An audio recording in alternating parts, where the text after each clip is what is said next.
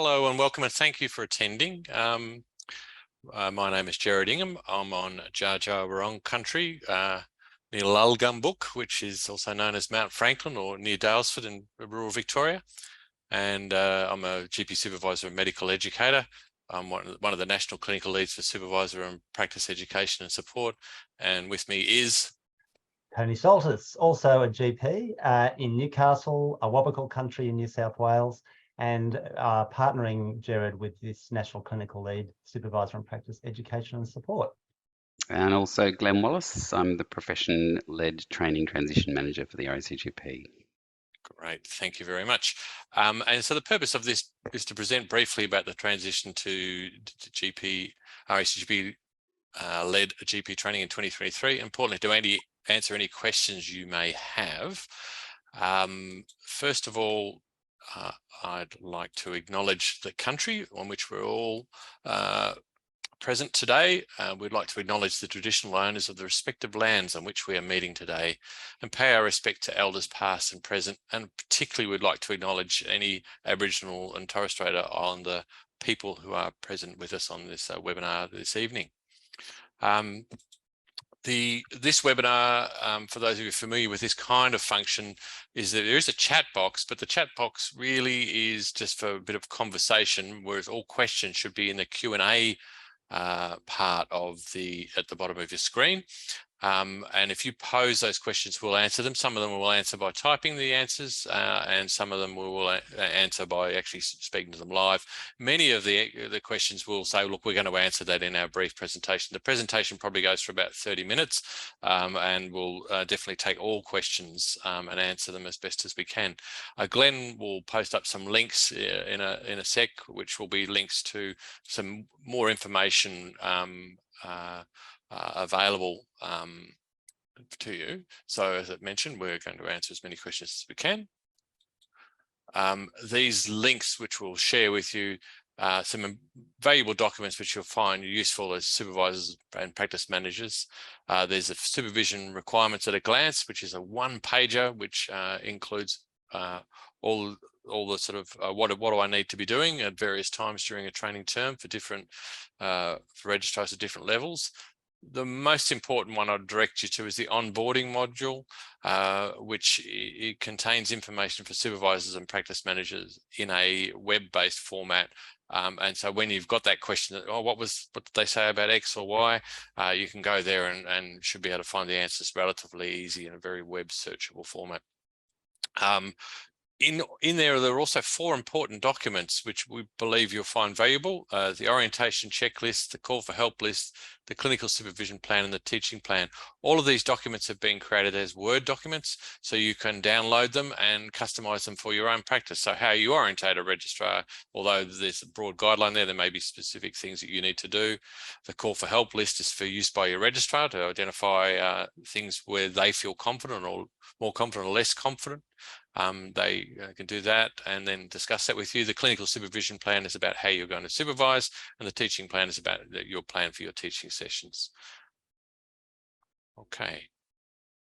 The most things in the new environment will be much the same. The RACGP believed and believes that the current 9 regional training organisations, I'll just say their names, so they use a lot of acronyms, but RTO stands for Regional Training Organisations, and they are JCU, James Cook University, GPTQ in Queensland, GP Synergy in New South Wales, in Victoria, MCCC and EVGPT, in Tasmania, the GPTT, in South Australia, GPEX, and in Western Australia, WAGPET.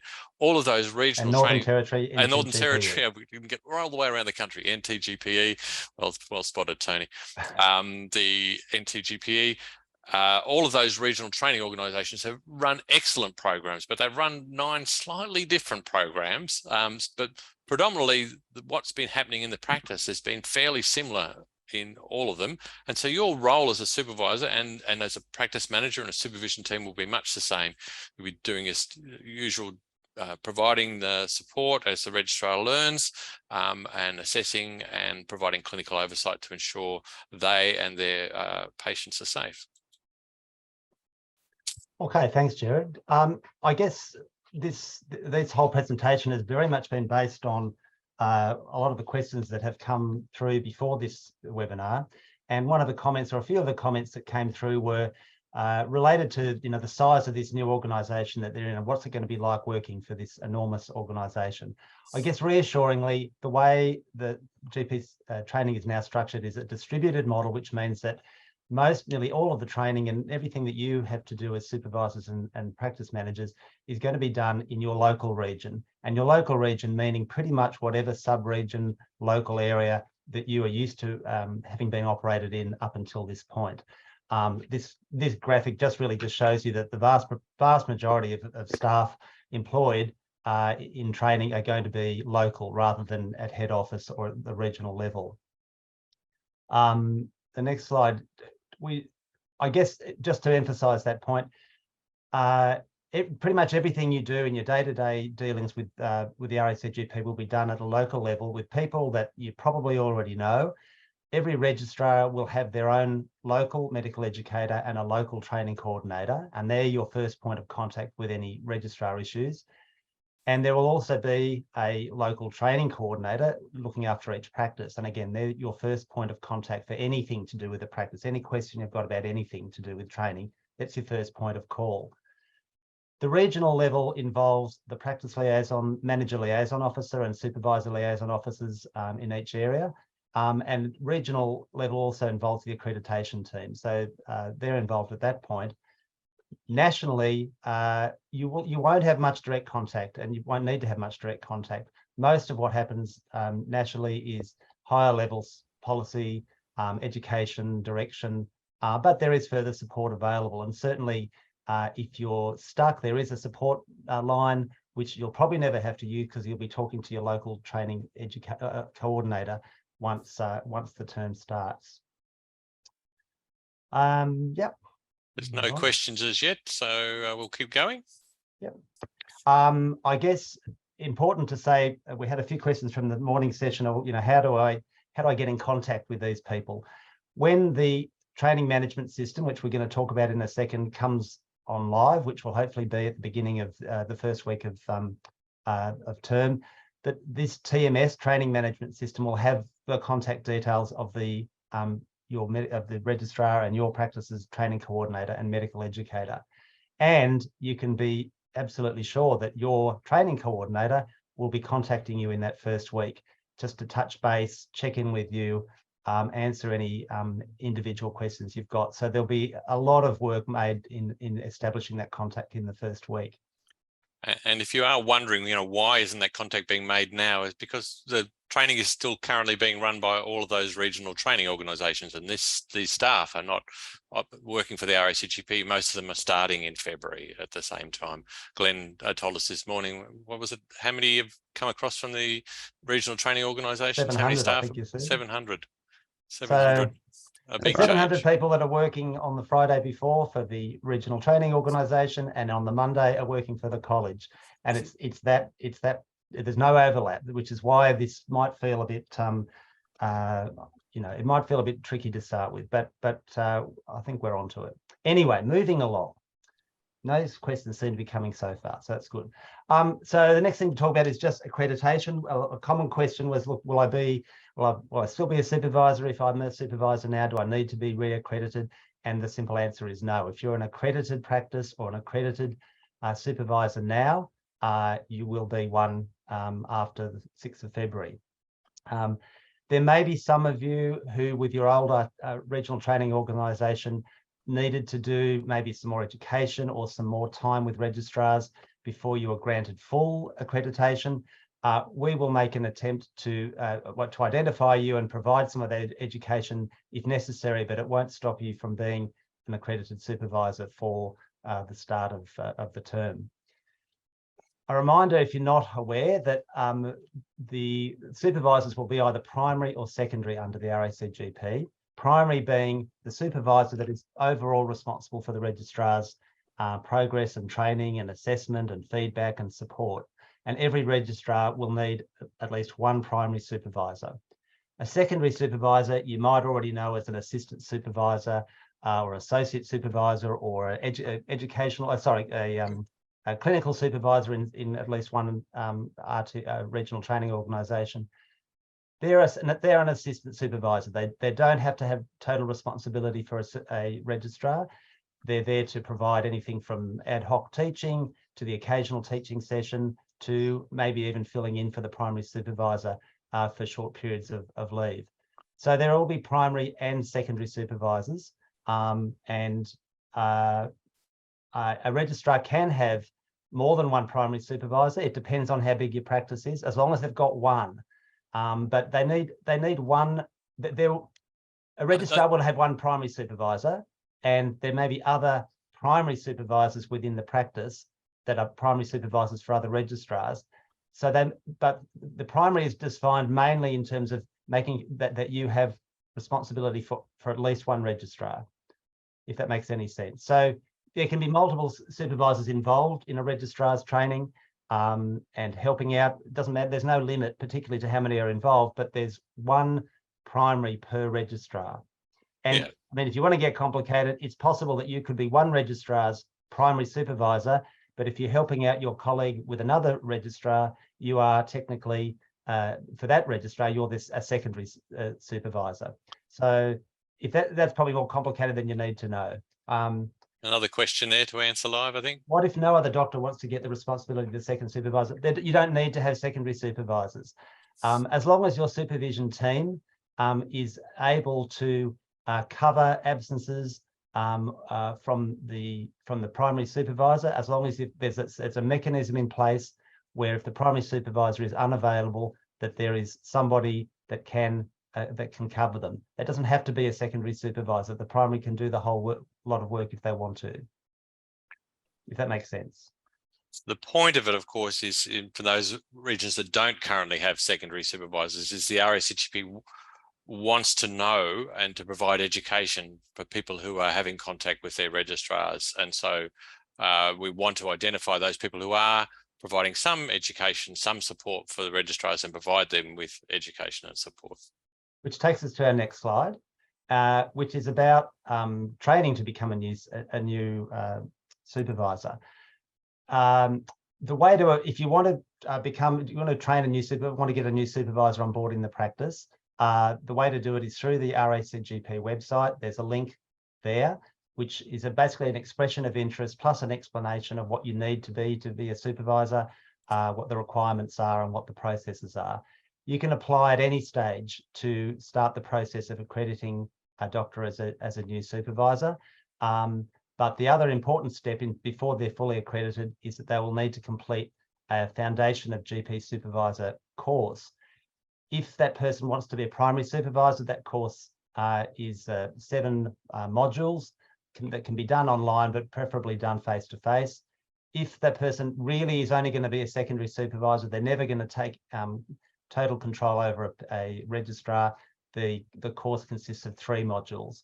So as Jared said, we're trying to encourage people that are probably already doing some of this assisting or secondary supervision, giving them a bit of education to improve their job, improve their performance, and so they can do it a little bit better, and but without making it onerous, having a lot of training required. If when we get organised, we will hopefully get these Foundation of GP Supervision courses started hopefully in April or May, and they'll be run regionally and as a workshop or a webinar. There are, as I said, modules online, but they're not how we prefer to deliver this course. And your local and regional MEs will let you know how and when those are going to run. Okay. No questions on that. The next. Well, there was a question saying if someone's away for 2 to 3 weeks, and I just said if you actually have to have a supervisor present all the time, the registrar's there, so your secondary supervisor could fill in the gap for 2 to 3 weeks. Correct. But if you don't have someone, then you need to let your regional team know, because maybe they would organise remote supervision or something else to cover a registrar. So there are mechanisms for allowing supervisors to take leave. Obviously, that's a really important thing. But it's very, very important that that's run by the medical educator and training coordinator to make sure that it meets the needs of the registrar. Okay. So that was becoming a supervisor and primary and secondary supervisor. You've probably already, I hope, seen what the requirements are for in-practice teaching. There are some changes there, particularly for GP Term 3. Some of you won't have been teaching GP Term 3. There is now a requirement to teach an hour a fortnight, and you're, of course, being paid for it, which Gerard will talk about in a second. The teaching time is pro rata according to how many percentage of full-time the registrar is, but particularly for a GP Term 1, even if they're part-time, they still need their 1 hour of schedule and uninterrupted time, even though their total teaching time might be reduced to 1.5 hours. That's for GP Term 1 only. It is certainly permissible in a bigger practice that group teaching can happen. Group teaching has its place. It can be great educationally, sharing ideas and sharing cases, but it mustn't be the majority of teaching, even if you've got lots of registrars. Individual face-to-face teaching is really important for things like assessing learning needs, for doing assessments with registrar, for giving feedback in particular, doing random case analysis. All those sorts of things really don't work as a group. They really need to be face-to-face, one-to-one. So yes, some group teaching is allowable, but definitely not the default setting. The teaching plan Gerard mentioned before in the list of useful documents is a guide. It's a helpful document for you. It's not compulsory, just to help you plan out your teaching through the term. And even though there are no mandated teaching topics to be delivered as a supervisor, if you're in South Australia, for example, you're obviously very used to having a program of teaching topics. There is no mandated program of teaching topics in the practice, but one very useful resource, which I encourage you to all have a look at, is the RACGP curriculum and syllabus, which has got some fantastic teaching resources designed for use by supervisors and registrars in the practice. Thanks, Tony. Moving along, probably the thing which many of you will be most interested in, finding and discovering what we know about teaching and practice payments. So let's first of all say that both these payments will be paid by Services Australia, but they're paid based on the information provided to Services Australia by the RACGP, and that information is in the RACGP's training management system. There is an important thing, which is quite a change for many of you, is that there will be no requirement to submit a log of patient numbers or teaching done to justify these payments. These payments will happen, where if you're known by us to be teaching a registrar, and these payments will happen automatically. There would only be a change there if we became concerned and we visited your practice if there were issues, but our presumption is that the registrar is getting their teaching and the registrar is seeing enough patients, and we don't require you to submit any information or logs or RCTIs or anything to the college by the payment system. So first of all, let's talk about the practice payment. The practice payment is paid to the practice. There's no opportunity to have that paid to anyone else. That's an automatically 3 months in advance payment. Now, one of the things that's confusing for people is you say it's 3 months in advance. The first payment, because I was mentioned earlier on, there's not the staff there, it's not all set up to go until we get into February. So the first payment won't happen until February for the February to April practice payment. The only thing you need to have to get that payment, obviously you need a registrar. We need to know that they have a registrar, but the only thing that you need to do is that you'll need to go in to the training management system, the TMS, and make sure that the organisation register ID that you have obtained going through that process, for which there's been lots and lots of education information from Services Australia. Your organisation register ID needs to be added into the practice profile. And once that's there, then the practice payment, you'll get an email out with a schedule of payments, and they will come to you every 3 months automatically based upon our knowledge of the registrar that's placed with you. So that's the practice payment. The next one is the teaching payment. Again, no requirement for any information to justify the payment. It will happen automatically, monthly in arrears. The first payment, it will be likely late February or early March. Now, there is the option here. There are two options. You can either do it to the practice, which is, of course, the way it's been done by pretty much all of the regional training organisations now. The money goes to the practice. The practice decides how to distribute that money according to who's been doing how much teaching, and that's what we expect by and large to be what will happen. Most payments will happen to the practice. It is possible within the system, and Services Australia have said, to pay to one supervisor per registrar. It's not possible to pay multiple supervisors for one registrar. So if you have one registrar in your practice, if you chose direct payments, it could only go to one supervisor. If you have multiple registrars, if you had 3 registrars in your practice and you wanted to divvy the payments directly to 3 supervisors, you can, but that is the limit. The default option is for payments to happen to the practice, and you don't need to do anything else. Once you've got the organisation ID in there for the practice payment, if you're having the default option, supervisors don't need to be registering with HPOS for this. They don't need to be entering their provider number in the system. The payment will happen automatically to the practice for this to be distributed out by the practice out to their supervisors as they determine. If you did want the direct payment to supervisor, then the practice then has to make that preference clear in the training management system, and then has to add in the supervisor contact details, because the payment schedule has to be communicated out to the supervisor, and the provider number must be entered, and that supervisor must be registered with HPOS for this payment. Also, other thing to point out for you, another reason why this is unlikely to be chosen is that there's little, if any, capacity to vary this preference once set. So if you chose payments direct to a supervisor and halfway through the term decided that someone else wants to get the payment, that's not easily done, and would not be readily done by the RACGP. So that's my information. Now, it looks like the open questions have been answered about that. Can I just add one? Michelle Yes. asked about our secondary supervisors paid the same as primary supervisors, and I guess in terms of teaching payment, the teaching payment will come. It's a lump sum. There's an amount per 6 months, depending on what you are, what location you're in, and it's divided up into monthly payments, presumably.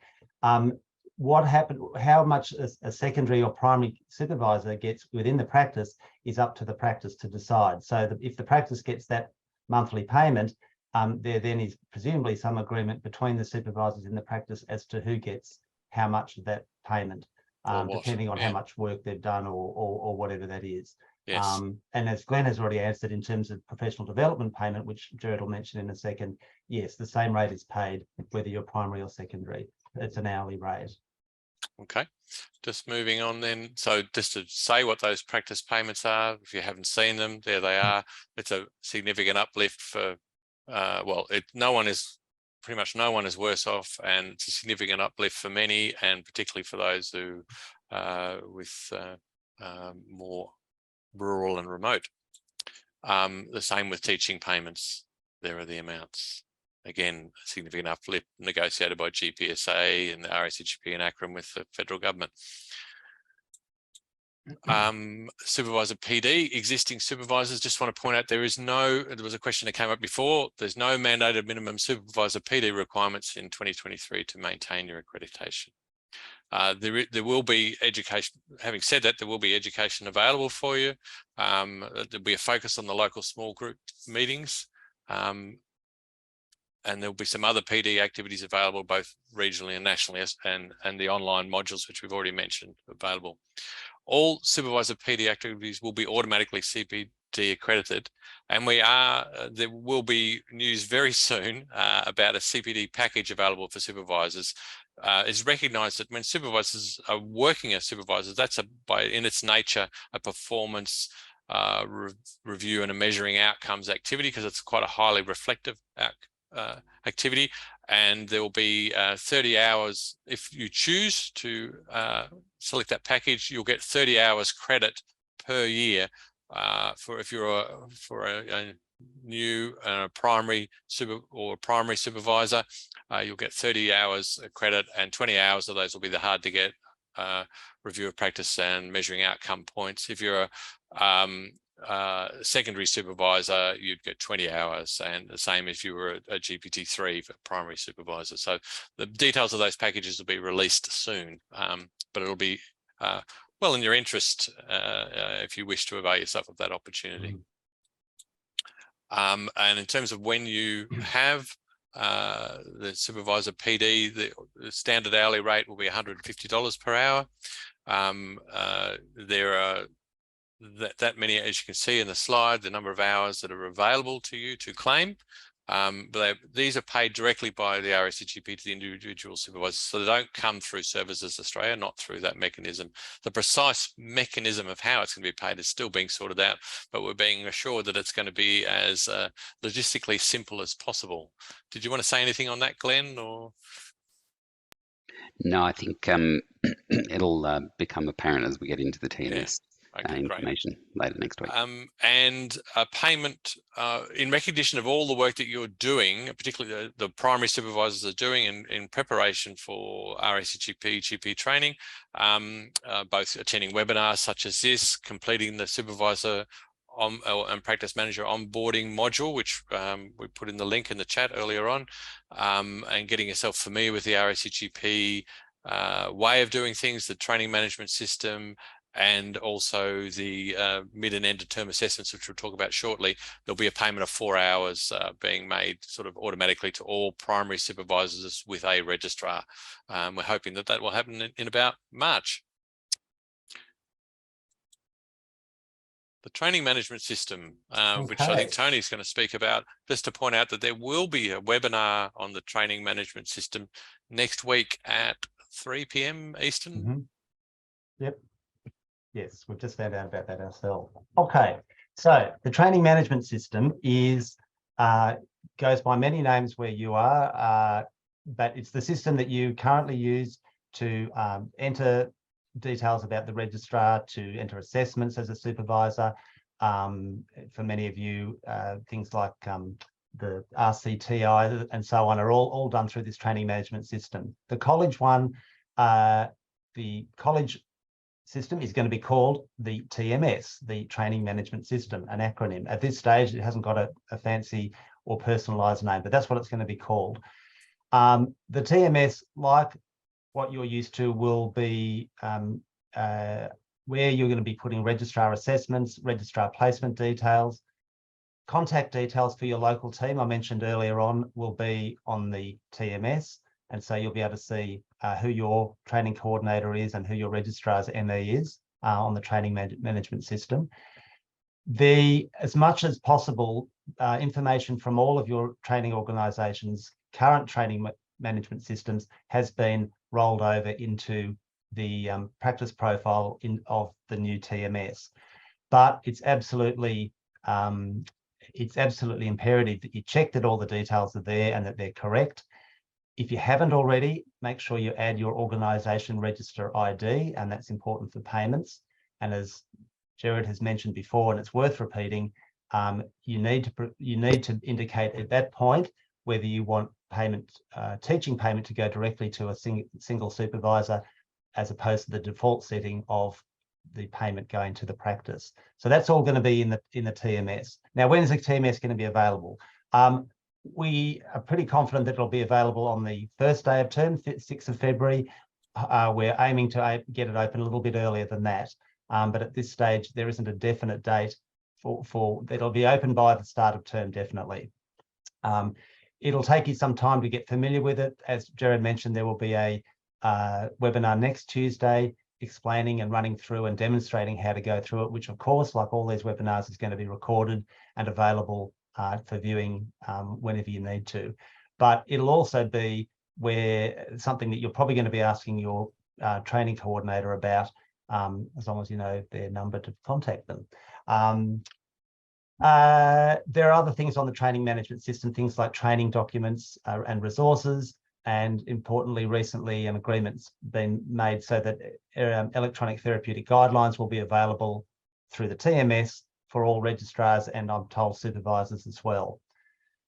So that's the training management system you'll need to get used to. As I said, for most of you, it will be very different to what you're currently using. and there'll be a learning curve, and there'll be lots of help questions asked, but that's inevitable with the changeover. As Gerard mentioned, there hasn't been any chance really to train you up on this.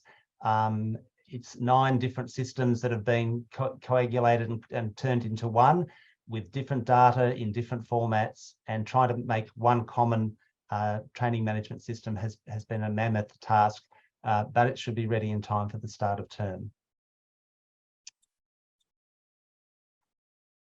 Next, should we go to the next slide? Yeah, I just actually, so. there was one question I accidentally ticked through. Oh. There was a question about payment for secondary supervisors for preparation, and currently we haven't set up to payment for secondary supervisors for work done. Our focus has been on those who are preparing, because it's the primary supervisor who has responsibility for being familiar, whereas a secondary supervisor with the RACGP, whereas a secondary supervisor really is currently as placed as someone who's just providing some supervision or providing some teaching as needed. If there's someone who feels unhappy about that and would be able to take it up with the regional team, and it may be possible to be considered if there's been significant reasons why professional development has been required in preparation. Good. Thank you.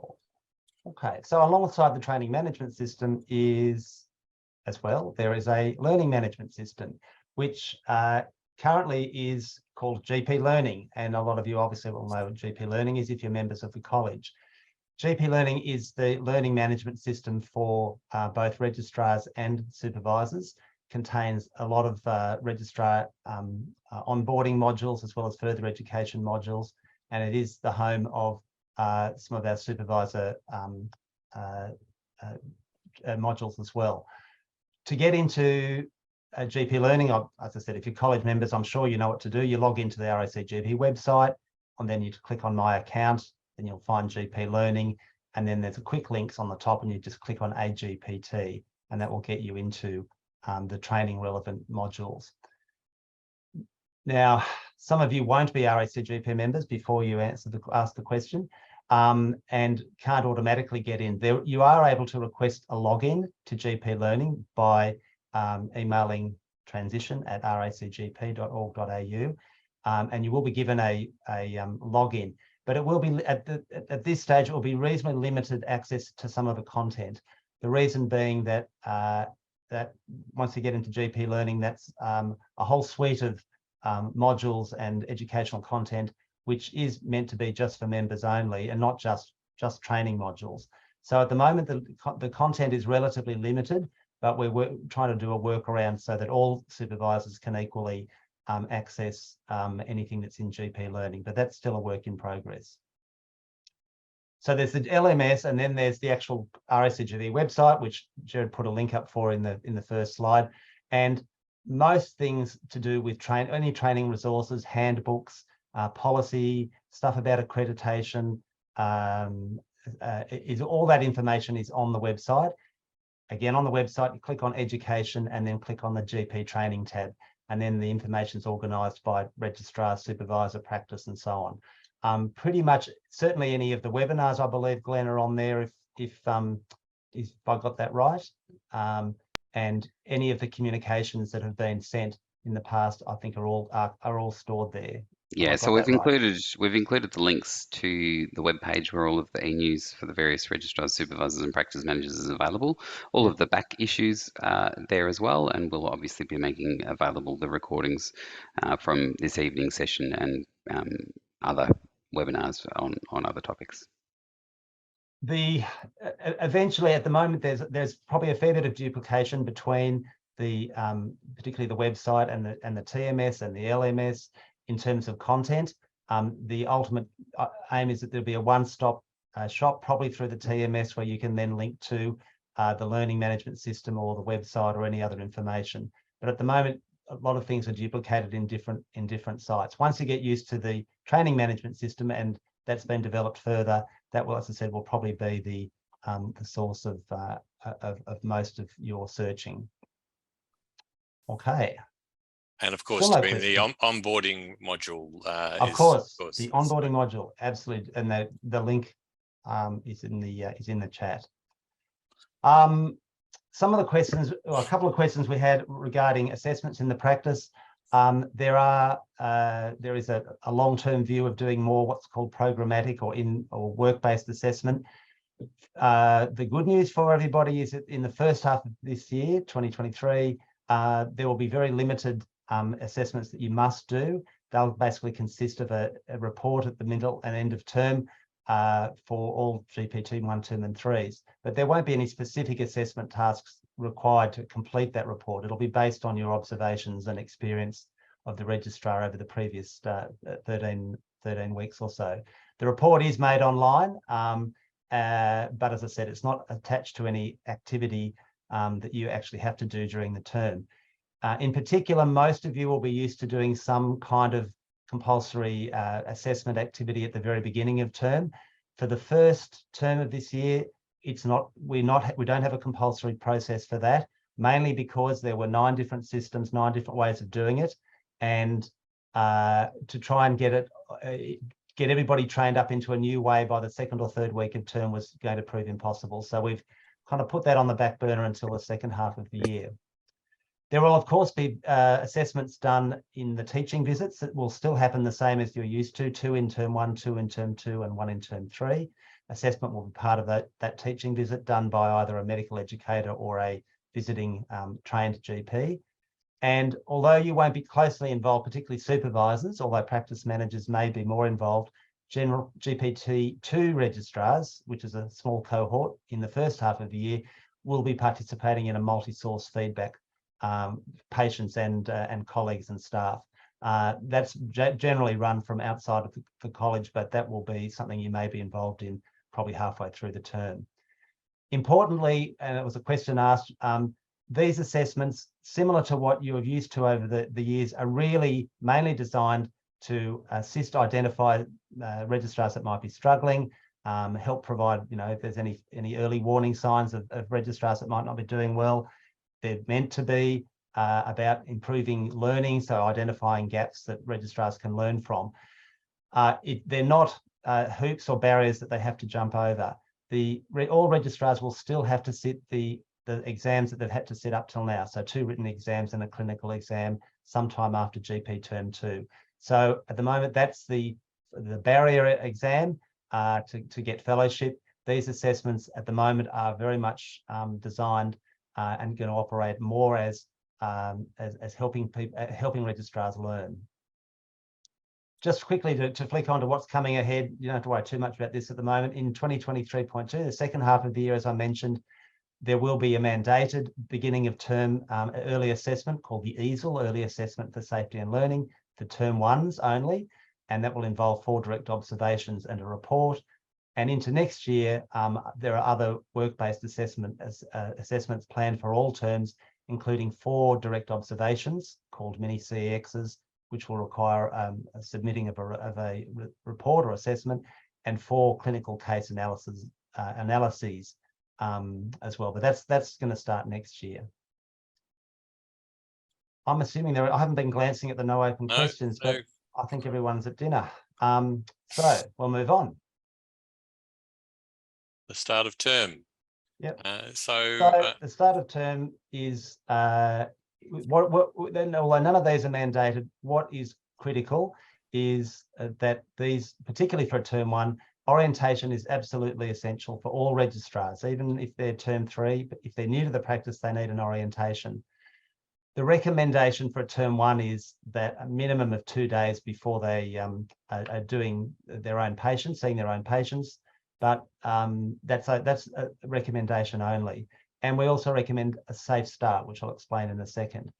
And for other terms, GP term 2, 3 and extended skills, orientation doesn't need to be nearly as long because they're already used generally to the way general practice works.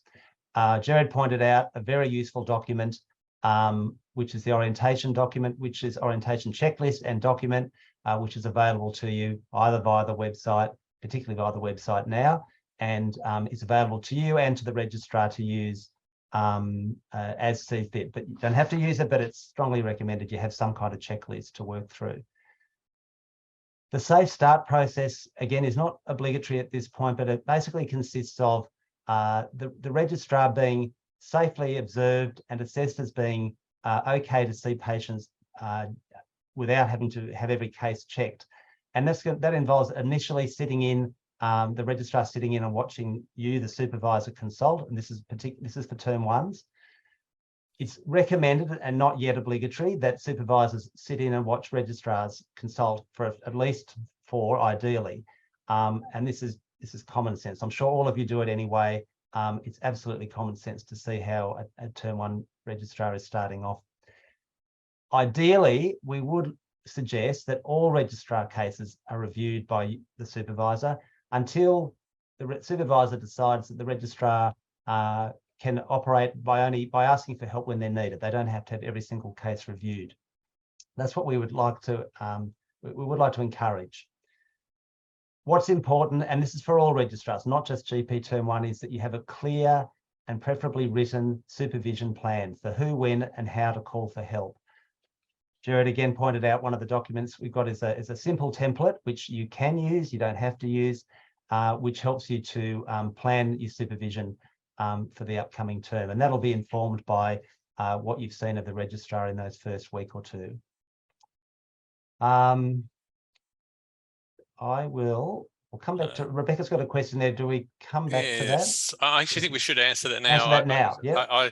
I'm not sure, to be honest. I mean, I appreciate the TMS and I appreciate the WA registrars have started earlier. The webinar will be available, and I appreciate it's not necessarily a WA friendly time.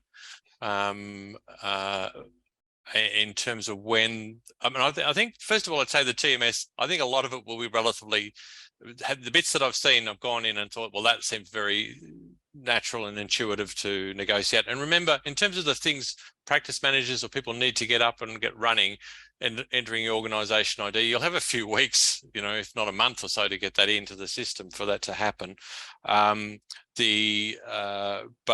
I can't promise that there'll be a turnaround and posting it live within 24 hours, but given they're the IT people running it, you'd hope that they could get it going relatively soon. Glenn, did you have any comment? Yeah, so we ran a webinar last week on assessment, and within basically 24, 48 hour period, we had the recording of that live. So we will make that as available as quickly as we possibly can. And we're aware how keen people are to become familiar with it, and I'm sure there'll be much haste in getting that to happen. Good. All right, we've nearly come. So we've talked about starting your registrar off. This is back to the slide that you saw at the beginning, just re-emphasising the really important resources that you should have a look at. The onboarding module, it's only going to take you 10 minutes to go through. It explains everything that we've explained through this. Again, it's always helpful to hear things 2 or 3 times. We talked about the orientation checklist and the supervision and teaching plan. I'd like to show you the next slide, which is the supervision requirements at a glance. And I think you'll find this a particularly useful document. Some will recognise a similar format to one that you've had before in your regional training organisation. It basically sets out the really important things that you have to do from the start of term and then during the term, including assessments, mentioned Safe Start, and so on. What's probably most useful about this is that it's all connected via links to any of the documents that you might need, whether it's the practice and supervisor handbook or the various documents like orientation checklists and so on. And the Safe Start video, there's a wealth of resources that you can click on by connecting, by clicking on the links in this document. So hopefully this will be something, if you're forgetting everything else we've told you, you can look at this and go, oh yeah, okay, I've got this now. This, as you can see, is dated 2023.1 because things will change even the second half of the year, particularly regarding assessments, as I've already mentioned. But hopefully you'll find this a particularly useful document. That's what we presented on the basis of your questions, anticipating what your questions are. But now's, I guess, time to open the floor to those things that you either didn't get or we haven't covered. We're really keen to open it and discuss it now. If GP21 is part-time 19 hours, is that a question or? So Tony and I, because our role is in supervisor and practice manager, in terms of what you know, how a registrar is classified, part-time, full-time, I think we'd be probably speaking a bit off the cuff and not really. Hang on, let me just see what the Yeah. rest of that question is. No, that's okay. So, Joanne, I don't know if your question is about teaching time, but as I said, even a part-time registrar, a term 1 registrar, must get 1 hour of dedicated scheduled teaching. Even if their total teaching time is only half that of a full-time GP term 1, the 1 hour is preserved. It's very important that is preserved. That's a little bit of a change. And the 19 hours, yes, would include teaching time. But that beyond that, I'm not going to get myself into hot water by saying the wrong thing. But yes, the 19 hours would include teaching time. Okay. Another thing I just wanted to point out, for it just can come as a bit of a surprise as someone who's a supervisor of both RACGP and ACRRM registrars, is what we're talking about is the RACGP system. If you have an ACRRM registrar, you'll end up having to submit assessments and be using their training management system for their registrars. While we're working very closely with ACRRM and we're trying to get all supervisor PD accepted, acknowledged, working together, accreditation happens together, a lot of things happen together, but the training is different. And so therefore, you know, your assessments and whatever into a different system. So that's one thing which will be, I think we've removed, you know, Tony and I have taken on this role, you know, and felt we've got 9 excellent systems out there. Let's take the best of all of them. Let's try to reduce the burden. So you can hear us, you know, having removed, you know, all these logs and things that you have to submit and complete. The assessments early on, we've got a lower assessment load. We've had this focus on trying to get provide as much information as possible. But unfortunately, that's the political change that's happened, is that there are two separate training organisations, and they're not running through a single regional training organisation. Daria, you've got a question about, you didn't miss the slide because there isn't a slide on percentage of supervision. That's because it has changed. The RACGP standards for training posts doesn't mention percentages anymore. It has a statement about the supervision should be appropriate for the needs of the registrar, but there are no mandated, you know, 75%, 25%, 15%, or 20% on site. The statement appropriate to the supervision of the particular registrar doesn't put numbers on it, and I know for some that little bit of concrete, that concrete number might have been useful, but it's also a rod for our back as well, having that, because it doesn't reflect on the quality of the supervision. It's really just a time measure. So no, there is no percentage. In terms of the question there about the requirements to report patient numbers and total teaching time, but the requirement to report whether registrars are sick and annual leave, there's nothing within the TMS. I'm not sure currently how that's happening or to what level that happens, and how a practice manager would be asked to report on that. So no. But will there still be weekly logs to check off? No, no, there's no weekly logs to check off. No. And so Vanessa's replied to Daria's question, just checking that remote supervision happens if there's less than 25% supervision though. Okay, so can I speak to this? So yes, fundamentally, please. the principle which we have is that the registrar needs to be adequately supervised. Primary supervisor, secondary supervisor needs to be adequately supervised to ensure the registrar's patients are safe. And in fact, the practice and you as a supervisor are legally responsible. They'll be coming, if something goes wrong, it's the coroner or the barrister who'll be speaking to you before they speak to us about whether you've safely insured. So if there are circumstances where there's no supervisor available, or you don't feel that you're able to provide supervision on site when the registrar needs supervision on site, then you would contact your regional team to discuss that and see what solution could happen. Now, solutions may happen a fast track accreditation of someone else as a secondary supervisor, or it may be that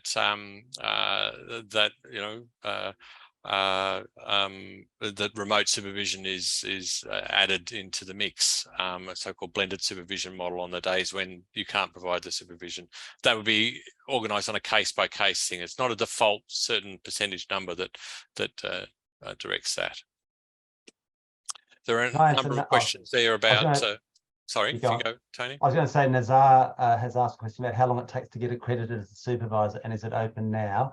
It's not open now. We are mopping up a few very urgent accreditation applications for those that have to have one at the start of the coming term.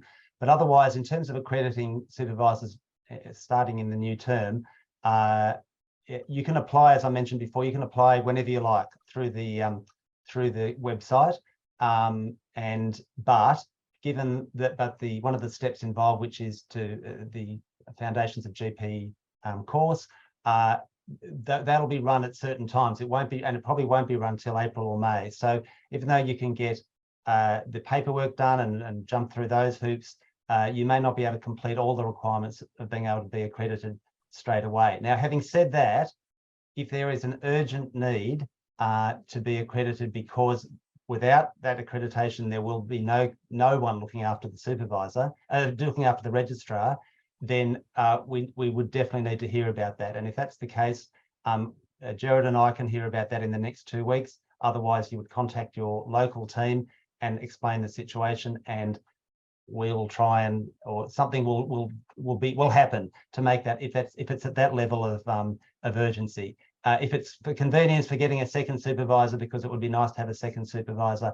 that may have to wait until later in the term. But you can apply right now if necessary. Just going to answer some of the other questions. Reaccredited. So the accreditation cycle is a 3-year cycle. So if the practice was just accredited, it presumably will not come up for another 3 years. So we're honouring all accreditations as have been done. And the question in terms of is phone supervision acceptable, which I see Glenn is typing. I typed an answer. I don't know what he's typed, but basically supervision needs to be enough to ensure the registrar is safe. Now, if I've got a GPT-3 registrar who's and I'm on the phone and I'm 2 minutes from the practice, and I've assessed and know that that registrar is safe, there's not really, everyone's going to know that that's, and I'm available and I answer my phone and I'm known for that, then that's not going to be a concern.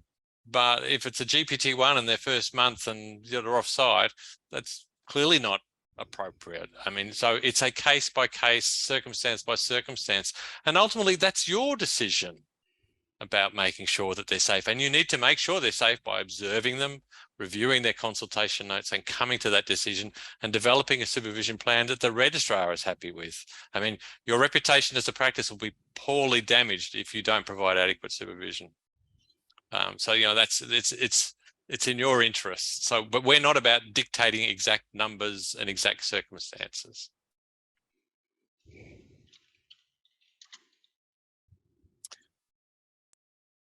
When does the TMS go online to register details of the practice? Glenn's answering that early, first week of February.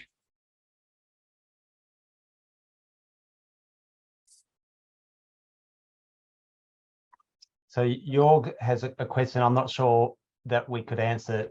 That may have to come from registrar education side of things. I'm sure there is support because certainly communication difficulties, including language difficulties, are often a source of performance issues. But that's something that we don't have much knowledge of in terms of what the college has to offer. So but given that all that, you know, Glenn, yeah, so I'm aware that is something that the college has progressed. So there will be something in place similar to what has been available via the RTOs. Great question there from Dario about supervisor liaison officers. Yes, the RACGP has employed supervisor liaison officers who'll be located in the regions for you to contact as they were under the RTO system. Dario, there's also likely to be certainly at a local level, as I said, if there's issues, you start with the registrar's medical educator and training coordinator. The next level up, supervisor liaison officer, is certainly useful, and the other person at a regional level, there will be a senior ME who has supervisor education and training and as their kind of subspecialty. So there will be usually in each region an ME that is looking after supervisor stuff as well, and they'll often be involved if there's an issue.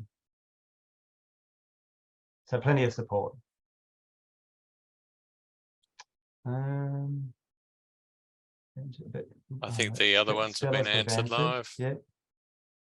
Mouse and Daria at the top. I think we Okay. give a sec to see if there's any more questions. To say if you have any, what goes on from here, if you have further questions or something, I'd again, first of all, direct you to the resources we pointed out for you, and particularly the onboarding module. I'd also, both Tony and I are happy to receive direct emails from questions. I'm gerard.ingham@racgp.org.au, and Tony is tony.soltis@racgp.org.au. And we have been getting, questions from individual supervisors and practice managers, and we're happy to respond to those as we go barreling down the road towards the big starts in early February. I know it's a big change, but if you imagine it as someone who has been a practice manager and amalgamated practices, I've been through an experience of amalgamating practices. I've also been through an experience of introducing new software, shifting from one program to another. This is like amalgamating 9 practices and introducing a new software program at the same time. So it is going to be a little bit bumpy, but a lot of work has been done, and we're pretty confident that this, I'm mixing my metaphors, but this thing will fly. Fly over the bumpy road. Fly over the bumpy road. Good. If there's no further questions, thank you. Big change, but very welcome change. Thank you, Natasha. Yeah. Hopefully take the best of all the bits that have been there before. The educational support tools from the 6th of February, replacing the GP Synergy software. Will there be IT support? So I can answer this one. So Please there's a number of GP Synergy modules that are coming across from GP Synergy that have been imported into GP Learning that are currently available. So within the e-news that's been sent out to supervisors and registrars, those modules are either already available or becoming progressively available, remembering that there are 9 RTOs. Not all of the modules have been identified by medical educators to come across, but those modules that are relevant absolutely are being progressed to come across. And the question about IT support, there will be IT support? The same question. Yeah, absolutely. So I think the best thing that I've heard so far is somebody suggest that if we need to explain to you how to use the learning management system, we've probably failed already. I can attest to the fact that the learning management system is super simple to navigate, but we do have those supports available. We do have webinars, and that will be explained next week, along with the TMS, so the training management system and the learning management system will be explained at the same time. How to log in has already been provided by the e-news, and the links to the e-news, if you haven't been receiving those, has been put in the chat box tonight as well. There was a brief question about will tonight's count towards professional development payment at $150 an hour. If you are a primary supervisor, this will be one. This is one of the activities which you're doing for which we're going to pay you for 4 hours of professional development. So attending a webinar such as this, completing the onboarding module, becoming familiar with the TMS, and familiar with the mid and end of term assessments. So that's that 4-hour payment to primary supervisors in acknowledgement of that. A question about the practice ID. How we can get the practice ID. So that's a very big question for those who haven't gone in there already. That's been the last 3 or 4 months material coming from GPSA, from Services Australia, about how you go in and go through that process to get it. I'll probably direct you to the GPSA webpage and from there follow the links to get yourself a organisation ID. Yeah, so there's a step to register your organisation. Obviously, you have to have the right access for your organisation to set that up. And once that has been set up within the profile, you'll be able to grab that ID number. Daria is not getting the newsletter. Anybody that isn't getting the newsletter, we have provided the link in tonight's chat. So all of that information is available on the RACGP website. Doesn't mean that we can't add you to the list, Daria, but if you could email through to transition at racgp.org.au. I will otherwise record your name and try and find you within the system and add you to that list anyway. Okay, the clock's ticked over to 8. Do we have any other burning questions before we wrap up? Ask if you've got ongoing concerns, please ask. We're more than happy to. We're not trying to keep anything secret. We're really keen for you to know as much as you can. A lot of those resources are absolutely worth looking at, reading through at your leisure. Maybe you'll understand them a little bit more with a bit of context from tonight. And certainly once the term starts, your training coordinator and in particular will be enormously busy but enormously helpful. Final question there is about CPD points. So as I mentioned earlier, we were trying to get this package available for primary and secondary supervisors. We'd be able to log in and organise for a package. Currently, we haven't set this particular meeting up as a CPD accredited activity.